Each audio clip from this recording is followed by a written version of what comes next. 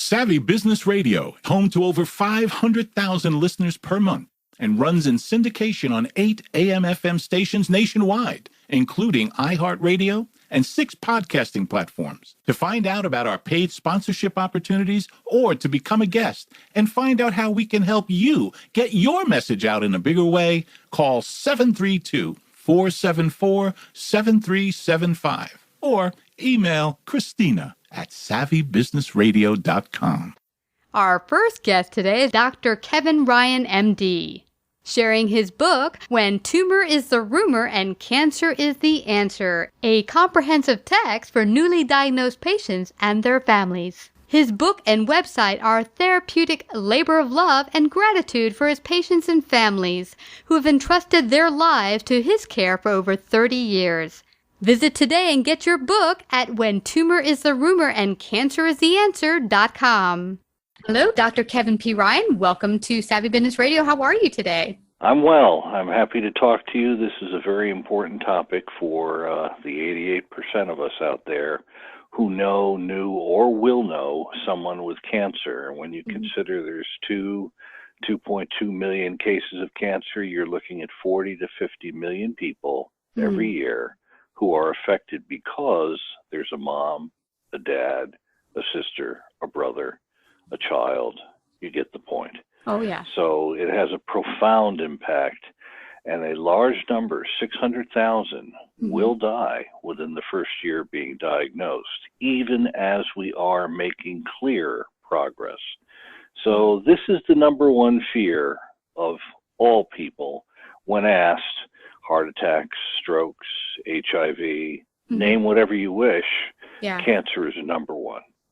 Yeah, and you yourself, now this is very unique because you are an MD doctor, but you have yourself written a book, When Tumor is the Rumor and Cancer is the Answer. What's so important about this is that you've gone through having to be dealing with a diagnosis yourself, and you've come out the other end and you realize what some of the things are that stop us from healing ourselves. One being the thought immediately that this is a death sentence the minute you get some sort of diagnosis, that you even contemplate the fact that it could be cancer.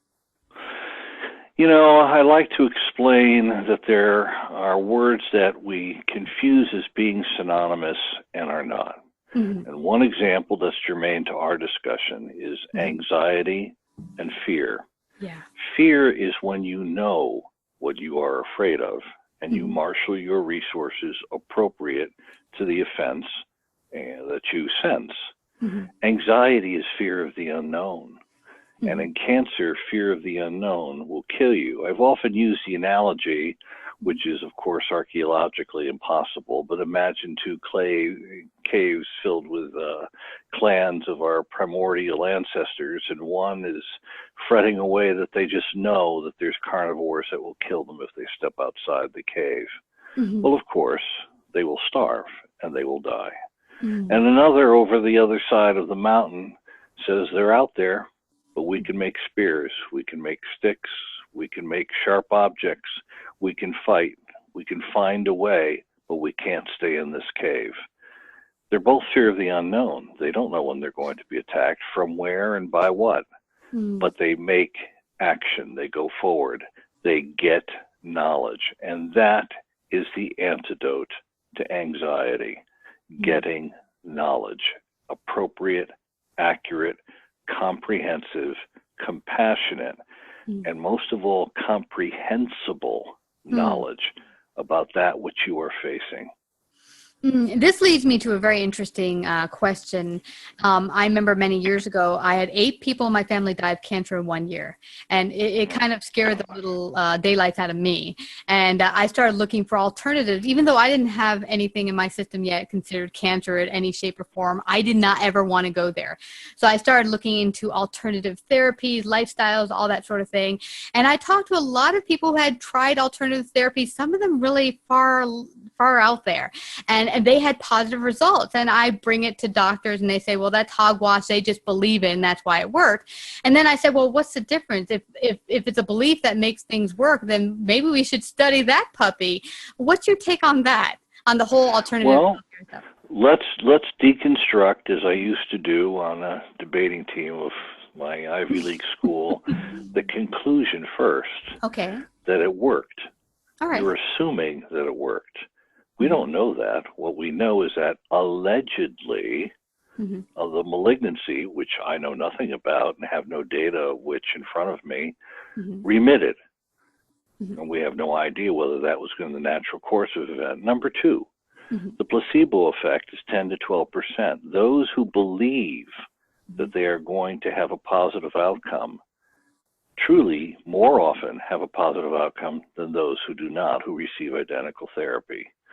Third, the internet has brought us one of the most famous physicians, eclipsing Louis Pasteur, Sigmund Freud, Salk, Sabin, all physicians of all time, and it's Dr. Google. And it's the worst physician we could possibly go to.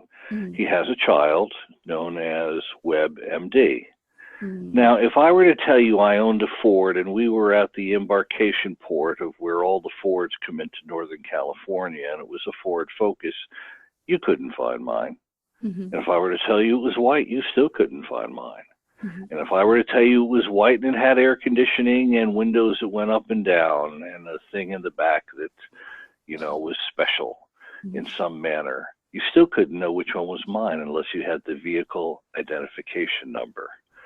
So specificity is absolutely critical. The devil is in the details. Now, this is not to say that complementary and alternative medicine has no role. 40% of our cancer patients are going to be looking into it, and doctors would be fools to not know that patients will be doing this. Rather, they should embrace this in the first visit straight on, and not as Attila the Hun, but embrace it straight on as you're going to be doing this, or if you don't, your Uncle Tallulah is going to do this, or your aunt whatever is going to be doing this, or your daughter, or someone who immediately gets an MD, PhD from the School of Nothingness in oncology is going to be doing this. But you're going to be fishing for this because you are scared spitless. That is understandable. Bring in what you find, and let's talk about what a controlled clinical trial is. That being said, the majority of these substances, nearly 99%, have never been submitted to the rigors of a controlled clinical trial where, for example, if you want to know the best way to get to a certain destination on average from your home, you would do it multiple times, controlling every variable: the air in your tires, the timing of the lights, the time of the day, the type of temperature outside, the weather, multiple variables that could affect the outcome before you ever made a conclusion. If you flipped a coin and you got 6 heads in a row, you would say, well, the odds of the next time flipping it I get a head are, wow, they're 600%. No, they're not. They were 50-50 in the beginning, and they're 50-50 now. You just didn't flip it enough times. With that being said, a number of our drugs have come from the plant and animal kingdom. And we need to remember that. Some rather directly. Yes. We have podophyllatoxins from toads. We have aspirin, the American Indians, from the willow tree. We have from other trees, from their bark, the taxanes, which is a category of chemotherapeutic agents, which are very powerful. We have antibiotics, which produce various substances to protect themselves and to kill things trying to kill them. So there are many sources which are organic, and there are many lessons we learn from the plant and animal kingdom that are algorithms of behavior or manners in which they handle the business of trying to stay alive, divide, and have children. So there is a lot to that world. But translating all of those caveats into saying, take complementary and alternative medicine, let's get practical. You're then saying, you're putting something in your body you don't know the purity of, because there is no agency that makes you know the purity of it. The FDA has no control over them. And you They're didn't dietary supplements. That's right. You don't know who made it. You don't know how it was made. There are no trials that tell you its interaction with other drugs until there are so many bad outcomes. We learn that, for example, Laetrile can be fatal. Remember that with peach pits? Cyanide. Yeah. Yeah. We learned such things as vitamin C taken to too high a toxicity from a Nobel laureate cause kidney crystals. Well, of course it could. And we learned many things that are bad, but we should pay attention to when we see two words that are very similar in sound, one of which can lead to the other. And the first is anecdote, can possibly lead us to antidote, but it needs to be done in a systemic, scientific manner. A perfect example being marijuana versus tetrahydrocannabinol, one of the 60 or some odd cannabinoids inside of marijuana. Marijuana should be studied vastly more than it is now, which is zero. Yeah. It's illegal. Now, marijuana is illegal. Now, this leads me to something very interesting, because I didn't have Google growing up. This is 20 odd years ago. So I didn't have the internet and the web, so I think it was a blessing in disguise, because with the 8 people in my family dying, it led me not only to reach out to folks who had been dealing with cancer and such, and even doctors, but to actually go to medical journals, which I taxed over, and people actually thought I wanted to get a medical degree. And I was like, no, I don't really want to be a doctor. I just don't want to get this thing called cancer. But what I found very interesting, there were a lot of test studies done on medications and therapies and such, that often when they started to have great results, the funding was cut. And that just left me like wondering, like, what's going on here? Does the medical establishment really want to cure cancer, or is there too much money in the industry to actually ever go in that direction? What are your thoughts? And this is a very common dialogue that occurs. So feel well that it's crossing your mind. Okay. Rest assured that yes, there has been a diminution of funds in the past for various promising clinical trials, and there can be a ponderous process, especially in the past and not now, for discovering. But keep in mind, it takes 5 to 7 years to take a possible substance or observation and bring it to the marketplace. Secondly, it's usually 1 out of 5,000 observations that ever make it to the marketplace. Thirdly, it's $600 to $800 million to develop that drug. That's a lot of steps. Thirdly and fourthly, you have clinical trials that are absolutely essential to tell you, is it toxic? Will it kill people? Then how does it compare when there are people who have no other hope? Then how does it compare to the best available therapy at the time? And of all the time, you're collecting information on interactions and toxicity. And then, does it have other uses than the one in which you intended? There is no grand conspiracy. If one had an MBA, and I do, and you were to look at the balance sheet of many of your pharmaceutical companies, especially the large ones, especially the ones that have patents that run out. They do run out, giving others the opportunity to drive the price down, but protecting those who develop the drug to recoup their investment, because without which doing it, they would never try to develop the drug in the first place. So keep that in mind. So if you look at these balance sheets, you will see profits of 5%, 8%, on a good year, maybe 11 or 12%. That's all. They're not making a fortune. Initial public offerings of some drugs that come out that are blockbuster absolutely occur. And of course, they make the news. Of course, they'll make the news. But again, they will have a patent that immediately begins the life cycle of that drug, while others are already trying to imitate it and to make a better mousetrap. It costs them a fortune and years to develop it. Now, why does it cost so much? Why is it so costly and so long for it to go through trials and stuff? The science involved, just Let's just think of some simple pedantic reasons. You have literally hundreds, perhaps thousands, internationally, of scientists who have to eat. Then you have all their equipment, which is enormous, because you have to know what it is that you're biochemically or chemically or both dealing with. So the logistics of the physical equipment and infrastructure, including people necessary, is enormous. Then you have the funding of the trials. Why would any university embark on a trial of a drug if there were no remuneration for per capita for enrollment of patients onto that drug? There'd be no point in doing it, because they have an enormous amount of work to do to protect you, the patient. That drug has to be put through the institutional review board, where physicians of all walks of the institution, surgeons, radiologists, not just medical oncologists, examine and scrutinize the grammar, the linguistics, not just the concepts, not just the science of the proposed treatment protocol, then the informed consent that the patient really knows what in the hell they are getting themselves into.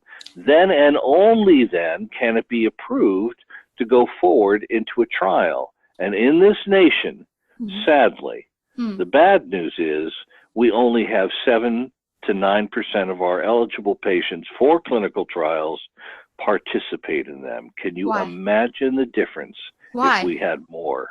Why don't we have more? People are afraid of the image and the specter that they are a guinea pig, and they are not. When a patient is terminal and has no other alternative, this is an ideal patient for one type of a series of drugs, phase 1 trials. When a patient has failed conventional therapy and there's a series of possible second lines, but a very promising phase 2 drug which has passed the phase 1 hurdle, again, they think that they may be a guinea pig.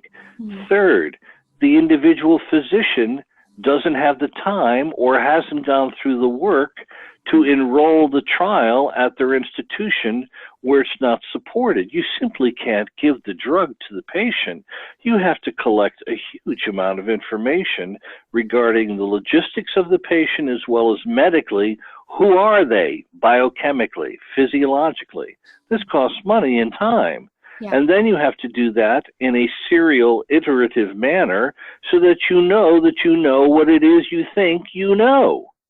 Otherwise, you're shooting in the dark. That's a lot. And as my doctor was telling me, he said, you know what, I love serving my patients first, but I'm spending more and more time filling out insurance forms and such than I'm seeing patients. So I think that might be another block in the system, in that I would love to help patients move towards a trial, but if I'm spending most of 90% of my time filling out paperwork, I can't even move in that direction.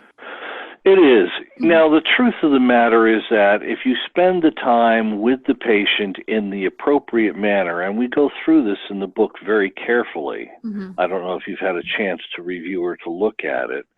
If you do spend the time, you will get it back a millionfold, one in an existential manner, because you have reached out to a frightened, suffering human soul that has come to you to lay their life in your hands. And that is a sacred thing since the days of the shaman and the medicine man to the subspecialist that we have now. It is a sacred thing.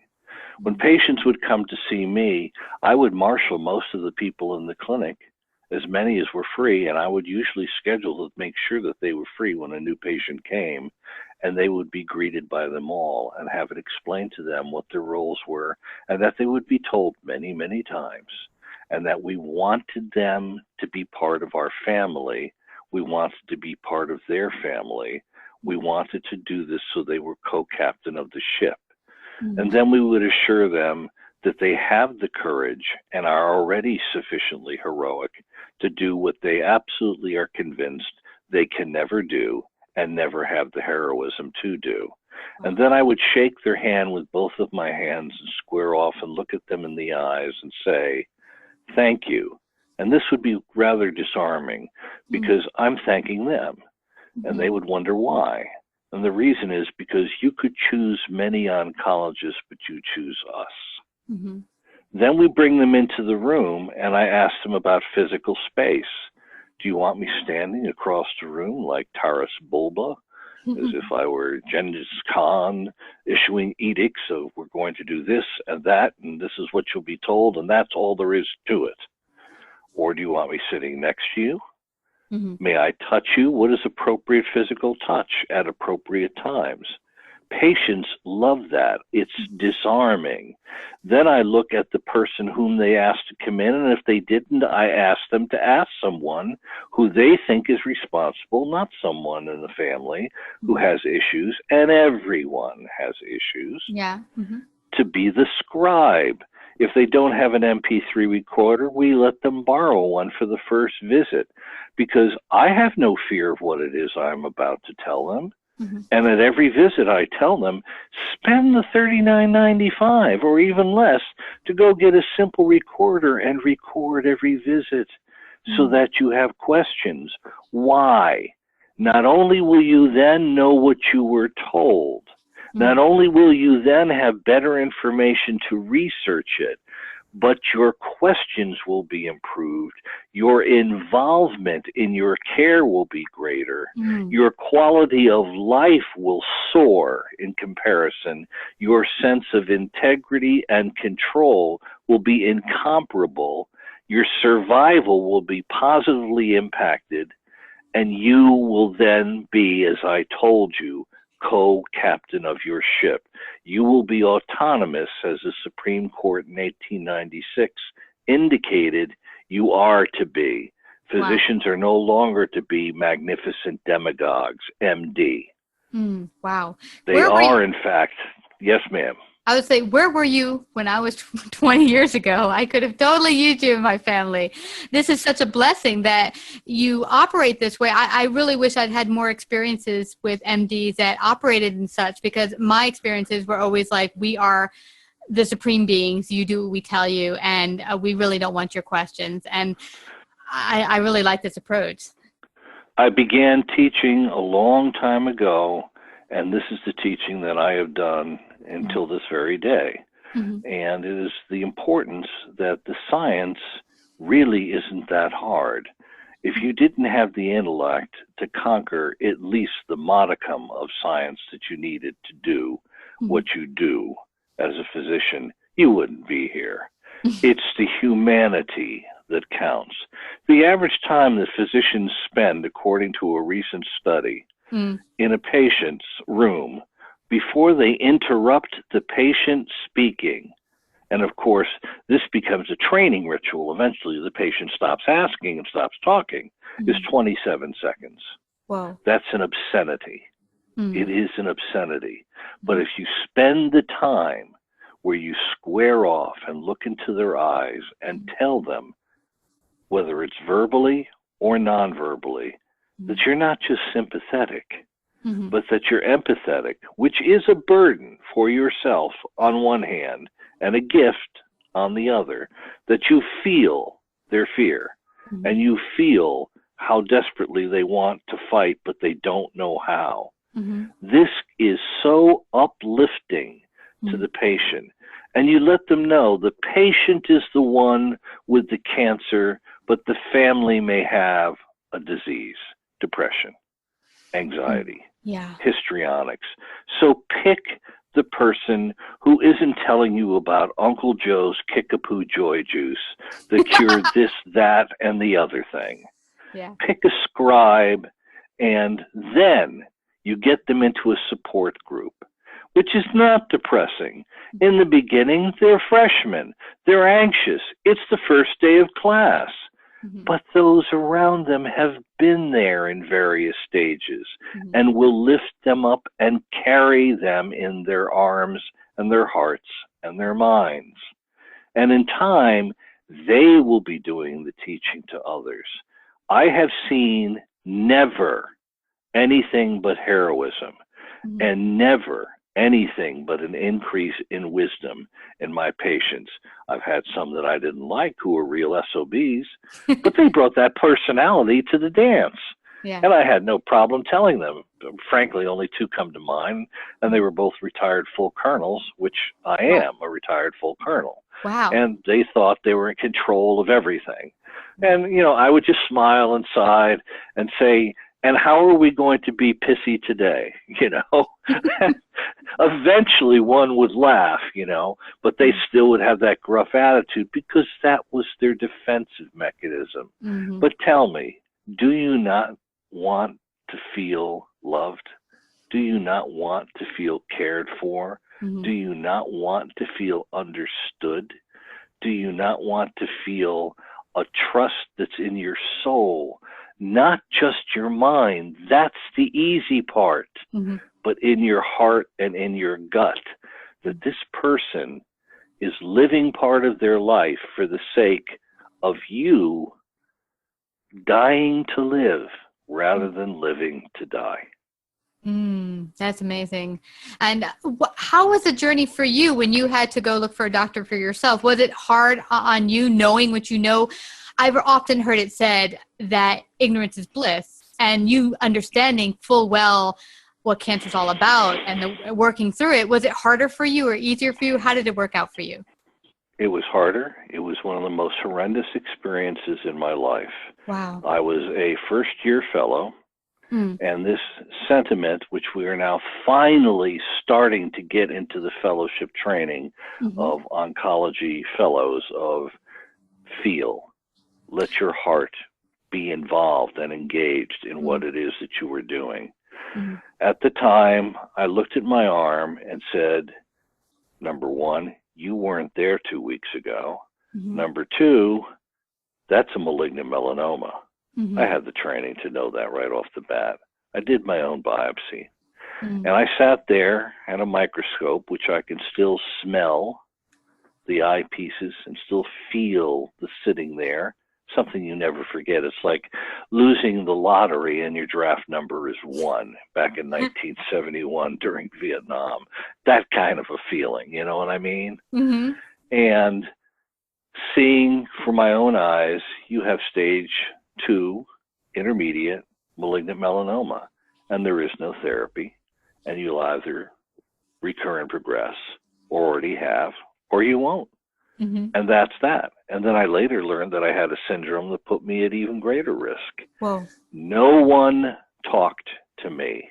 Not one mentor, not one teacher, not one colleague, not one student, except one patient who was a chief master petty officer, God is another way to say that, who was the last patient I would see on rounds, who had multiple myeloma, which was going to kill him, and he knew that. But he knew that I had love, and I wanted to teach, and I wanted to change things if I could. And I would always bring in the medical students, and then they would leave, and like the little grasshopper conjuring up the days of old David Carradine's Kung Fu movies or television series, I'd sit at the end of his bed, and he would talk to the little grasshopper, and he would tell me great things. And he said to me, when you are done, you will collect stories, probably a dozen, and you will tell them in the book that you will write. And the book will be the book that tells people how to go through the process of where we started this interview, changing anxiety into action through knowledge. And that's how we started, and that's how we've come full circle. And he told me, you will write that. And in all of my lectures, I would occasionally put in a story. I would ask patients to edit sections that I had written. I didn't ask faculty to edit it. I knew how to write. I had been writing and publishing things long before, since high school. I wanted to know if I was reaching hearts, if I was touching the heart of the matter. And I would ask patients to edit it, or to talk about them, or to tell me things. Or I'd ask these vulnerable, scared medical students, or I'd watch the look in the eyes and hopefully the tears in the eyes of some of the residents when I would tell them these stories. Mm-hmm. And then I grew and developed the table of contents, and it flows logically where it starts with autonomy. It's about you. You own you. Mm-hmm. No one else owns your body. You are in charge. Then anxiety.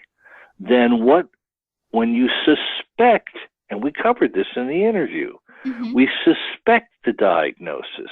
Mm-hmm. I didn't say we've made the diagnosis.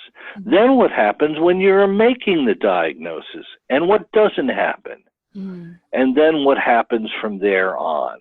And everything is in there. Clinical trials, ethics, all types of medical law issues, everything, chemotherapy, side effects, so that they can have this vast compendium of comprehensible, and compassionate knowledge, wherein they would become empowered to, once again, returning to the beginning of the interview, transmute that anxiety into action because of knowledge. This is wonderful for anyone who's ever listening in, who's ever dealt with cancer or feels they will, has a family member who's dealt with cancer. Instead of going to WebMD or Google to get the answers, go check out this book today, When Tumor is the Rumor and Cancer is the Answer, to get the comprehensive answers and comprehensible answers you need to fight this with your doctor as a team. And please let them know where they can find out more about you also, Dr. Ryan. Well, the bio is in there. My mother, of course, wrote it. Aw, God bless her. She's, well, not really, but she would have killed me if I didn't put it in. The first dedication is her. I call her the 97-year-old Sicilian tsunami mommy. She's got 0 diseases and manages a 60-year-old house in New England completely on her own.